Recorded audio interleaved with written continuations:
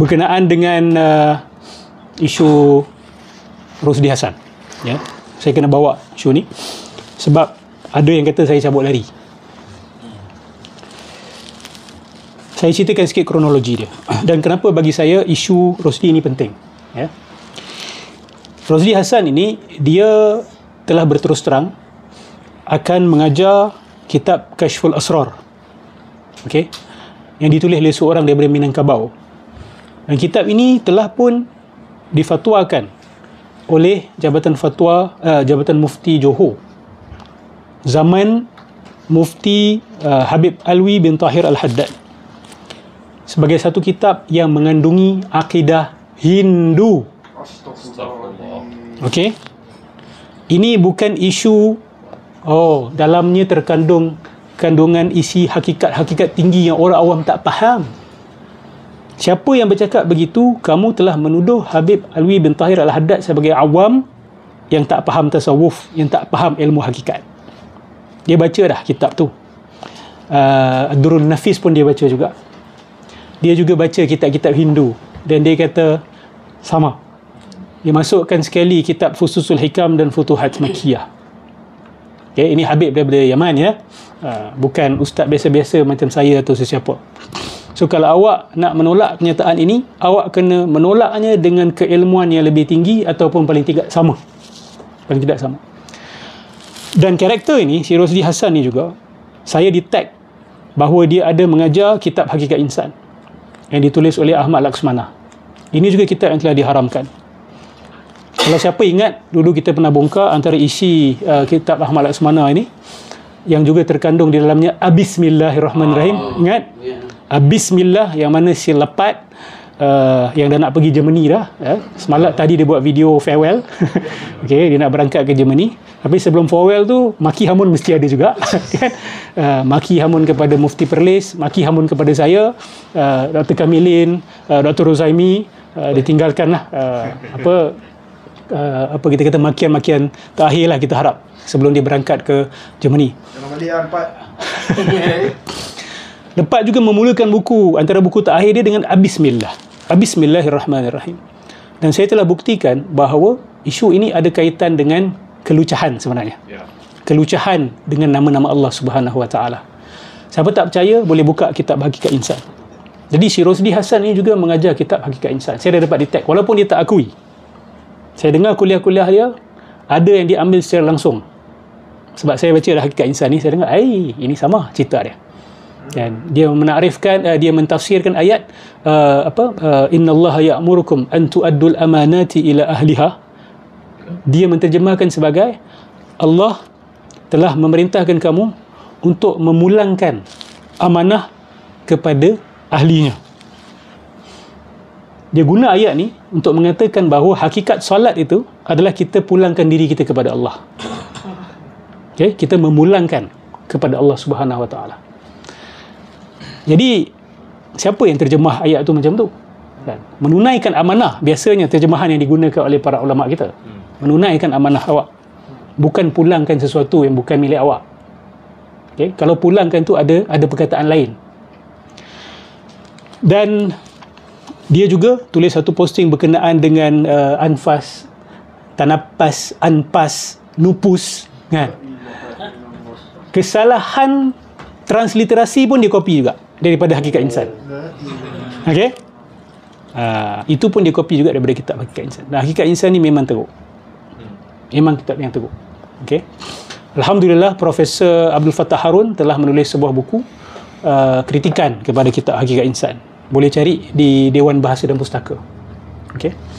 Dan dalam kandungan buku tu ada satu contoh yang digunakan oleh Ahmad Laksmana yang juga digunakan oleh Imam Al-Ghazali dalam kitab Fadail Batiniyah untuk memberi contoh golongan batiniyah. Itu soalan dia. Macam mana contoh yang sama boleh sampai ke Ahmad Laksmana? Itu menunjukkan bahawa golongan batiniyah ini memang telah menyusup masuk ke Nusantara. Kalau tanya saya, kitab batiniyah yang paling perfect dekat tanah Melayu ni Hakikat Insan Ahmad Laksmana.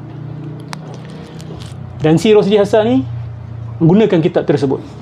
Dan tak cukup dengan itu, dia juga mengajar Kashful Asrar. Dan Kashful Asrar ni dia mengajar wahdatul wujud tahap ekstrim.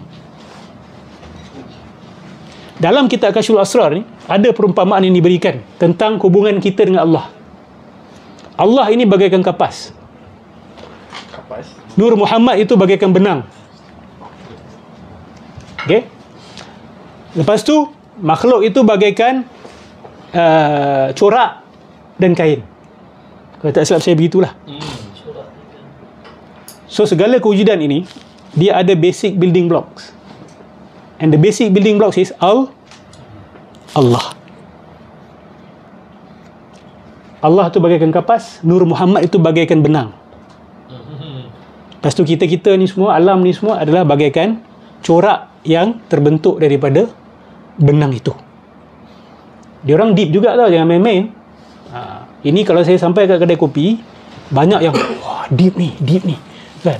Kalau saya kata inilah ajaran hakikat tahap tinggi, saya tak cakap pasal Ahmad Asmana, saya tak cakap pasal Kasyful Asrar, confirm ramai yang akan, Ustaz, macam mana saya nak belajar ilmu ini, Ustaz?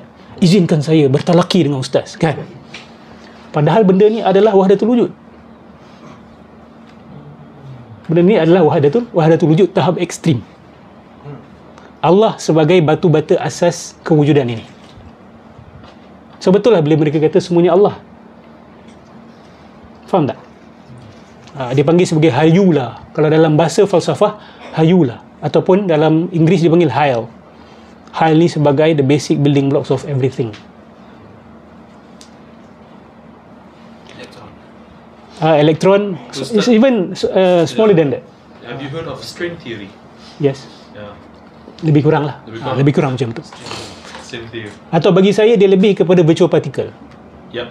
It's a virtual particle. Dia bukan dia foam, virtual particle. Dia tidak ada, kita kata, kejisiman. Yep. Dia tidak ada kejisiman. Star Wars, May the Force be with you. Saya pernah cerita juga pasal The Force ni, kan. Jadi saya melihat dan dia mendakwa semalam, tadi bukan semalam, tadi, bahawa orang yang nak belajar dengan dia capai puluhan ribu. Saya pertama kali saya tengok, saya gelak juga. Tapi boleh tengok kan dia punya jumlah followers dan ketaksuban orang kita dengan ilmu-ilmu sebegini, tak mustahil. At least 20,000. At least puluhan ribu tu at least 20,000 lah. Tak mustahil. Sebab follower 300,000, 20,000 is how many percent? Small number. Betul tak? Small number. Dan tengokkan video beliau yang sudah viral di YouTube dan sebagainya, tidak mustahil. Beliau secara terbuka mengatakan dia akan mengajar benda ni secara tertutup. Dia jemput secara terbuka, tapi dia akan ajar secara tertutup. Dan kita ni sudah diharamkan JAKIM. Sudah diharamkan oleh JAKIM. Jadi saya membuat tawaran kepada beliau. Saya minta beliau ulang buat trik-trik yang beliau buat. Bagi saya adalah trik. Panggil hantu air, keluarkan ular daripada ni, keluarkan keris dan sebagainya. Ulang buat di hadapan saya dan tim sidang kalam. Okay. Apa respon beliau? Respon beliau kita lihat tantrum sikit, tantrum, dan beliau kata ikut saya masuk hutan 3 hari. Okay. Dia nak bawa saya ke alam sebalik mata. Alam sebalik mata. Apa? Ni kita kata tiba lah. Kita ajak dia main carom, dia ajak kita bertembak, kan? Macam tu, kan? Orang ajak benda lain, dia ajak benda lain. Saya tak tolak ajakan tersebut. Kalau nak tahu, saya tidak menolaknya. Bahkan saya bertanya dia soalan, saya minta penjelasan kepada dia. Adakah alam di sebalik mata itu yang dimaksudkan adalah alam jin? Dan apakah ritual-ritual perdukunan yang dia akan buat sebelum kita sama-sama masuk ke alam jin? Dan ulama' mana yang memberikan fatwa halal tanpa sebab untuk masuk ke alam jin secara sengaja? Dan berapa soalan saya tanya dia, kalau dia dapat jawab soalan tu, kalau dia boleh bawakan fatwa halal, boleh kita buat satu ritual untuk buka alam jin dan masuk ke alam jin dalam keadaan ada risiko hilang akal, dia ulang banyak kali tu. Dia nak ajar saya. Bahkan dia kata, tengok Nodros ni keluar siuman lagi ataupun tidak. Maksud dia di situ sudah ada ancaman. Sudah ada ancaman masuk alam sana, kemungkinan boleh hilang akal.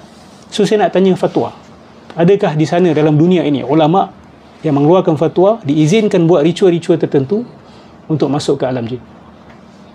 Dan ada seorang pengikut dia mengatakan bahawa Rusdi ni dia ada hubungan dengan seekor harimau di dalam hutan. Dan di dalam komen ni dia kata derus akan jadi rezeki kucing besar saja. Okey. Jadi saya lihat di situ ada ancaman sebenarnya. Okey, ada ancaman. Sebab bukan singa kan. Singa kita dah tahulah siapa. Tapi ini harimau kan. Ini harimau. Dia boleh saja bawa saya masuk. Lepas tu dia tinggalkan saya di sebuah kawasan yang berbahaya. Kemungkinan ada ular, kemungkinan ada harimau. Dan lepas tu apa-apa jadi pada saya, dia kata, oh kita tak tahu, kita dah bawa masuk alam jin, dia tak keluar-keluar. Kan? Boleh saja mereka buat alasan-alasan seperti itu. Maka ada kata saya pengecut. Kan? Kau yang cabar Rusdi, kenapa tak masuk aja ikut dia? Kan? Saya kata ada beza antara bodoh dengan berani. Kan? Ini bodoh. Kalau saya sahut, itu kebodohan saya. Okay? Berani cerita lain. Saya masih kekalkan tawaran saya. Kalau dia nak ulang, buat. Ingat permintaan saya. Saya nak awak ulang buat video-video yang awak buat tu di depan tim sidang kalam. So jangan pergi ke cerita lain. Jangan nak pergi tantrum ke isu lain. Kamu akui tak sama ada video-video tersebut lakonan ataupun bukan? Kalau kamu akui lakonan, settle. Kalau kamu berdegil mengatakan bahawa video-video tersebut asli tulen, hantu air tu memang real hantu air, bukan props, bukan lakonan, dan cawan yang kamu kata orang serang kamu sihir tu, cawan tu meletup sendiri begitu, meletup memang pasal sihir, kamu berdegil nak menekankan begitu, maka saya cabar untuk kamu ulang buat di hadapan tim kami. InsyaAllah kami tak berhenti untuk ulang buat. Kita dah ulang buat tukar duit, tukar daun jadi duit. InsyaAllah terus doakan seterusnya kita akan buat lagi debunking, exposing perkara-perkara seperti ini supaya masyarakat tahu bahawa benda ni sesiapa saja boleh buat kalau tahu teknik dia. Okey. So ini bukan isu takut, ini adalah isu kebijaksanaan, hikmah, wisdom, dan saya masih kekalkan tawaran saya. Ini bagi yang tak faham-faham lah kan. Kita bukan lari, tidak. Dan beliau jelas kita lihat tidak tahu, tidak erti membaca Al-Quran dengan baik, tidak tahu bahasa Arab dengan baik, tetapi berani menafsirkan Al-Quran. Bahkan berani melanggar pendirian ulama dalam tafsir Al-Quran. So saya minta kepada pengikut-pengikut beliau, bukalah mata, sedarlah diri. Siapakah orang yang anda ikut ini? Ini adalah orang yang jujur atau sebenarnya seorang scammer? Okey? Atau sebenarnya adalah seorang scammer? Tak bimbang ke? Ratus ribu orang ikut. Saya takkan layan kalau kecil-kecil. Takkan layan. Tapi dia sampai 300,000 dah. Tapi Alhamdulillah kita dah sampaikan kepada pejabat Menteri Agama. Okey. Kita mengharapkan mereka melakukan sesuatu lah. Ya. Sebab kalau puluh ribu orang datang kuliah Kashful Asrar tu, habis dah. Dia akan pandang ustaz-ustaz masjid Jakim semua sebagai tak ada nilai. Sebab kitab Kashful Asrar ni dia memandang hina kepada ulama zahir. Nah, kitab Hakikat Insan ni kalau awak buka antara muka surat pertama, dia menghina ulama zahir. Dia kata ulama-ulama zahir ni orang-orang yang bermata ikan kering. Ya, bermata ikan kering. So akan terhasil sekelompok masyarakat yang memandang hina kepada mufti, memandang hina kepada ilmuwan-ilmuwan yang keluar daripada universiti, yang ada masters, yang ada PhD, akan dipandang hina dan tidak bernilai lagi di mata masyarakat. Dan ini akan membuat perpecahan yang besar. Harus dihalang sebelum dia semakin besar. Alhamdulillahirabbil alamin.